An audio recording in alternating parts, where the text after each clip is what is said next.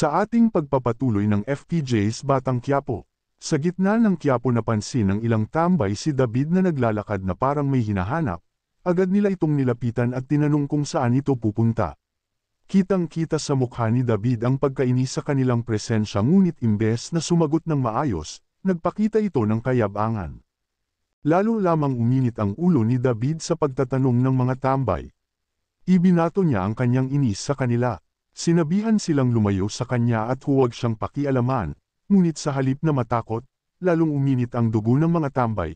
Isa-isa silang nagsimulang maghagis ng kung ano-anong bagay kay David na kahit ano na maaaring ihagis sa kanya. Sa kalagitnaan ng kaguluhan dumating si Rigor. Mayabang siyang lumapit sa grupo ng tambay. Tila ba ipinapakita na walang sinuman ang pwedeng gumalaw sa kanila ni David ngunit sa halip na matakot. Sinabihan siya ng mga tambay na dapat ay magpasalamat siya dahil hindi nila tinuluyan si sinabihan at nagkaroon ng mainit na palitan ng salita sa pagitan ni Rigor at ng mga tambay.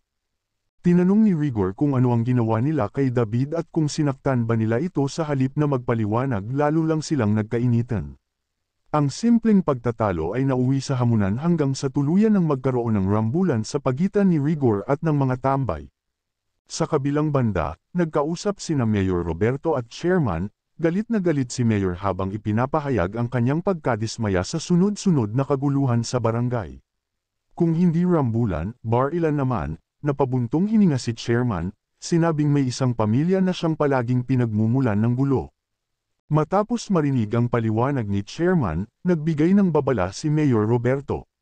Sinabi niyang kung hindi magagawa ng paraan ng kaguluhan at kung patuloy na madadamay ang buong barangay sa away ng iisang pamilya, mas makabubuting palitan na siya bilang chairman. Ramdam ang bigat ng sitwasyon, isa itong matinding pahiwatig na may malaking pagbabago ang maaaring maganap. Samantala, sa mansyon ng Montenegro, nagkaroon ng seryosong pag-uusap sina Tanggol at Ramon. Napunta ang usapan kay Mo Kang, at bigla na lamang itinanong ni Ramon kung nais ba ni Tanggol na makita ang labi nito.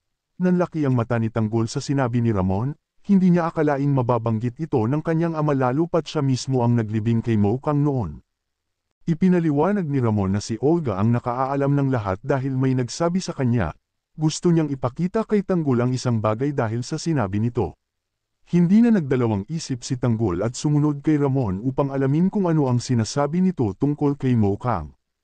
Sa kanilang pagdating sa isang pribadong lugar sa loob ng mansyon, tumambad kay Tanggol ang isang kulong baryo. Halos hindi siya makagalaw habang nakatitig sa pangalan ni Mo Kang na nakaukit doon. Hindi niya lubos maisip kung paano ito napunta rito. Sinabi ni Ramon na ngayon matatahimik na ang kaluluwa ni Mo Kang dahil nasa bahay na ng mga Montenegro si Tanggol.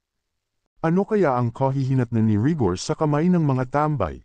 Marami pa tayong dapat abangan sa mga darating pang mga ganap dito sa FPJ's Batang Quiapo.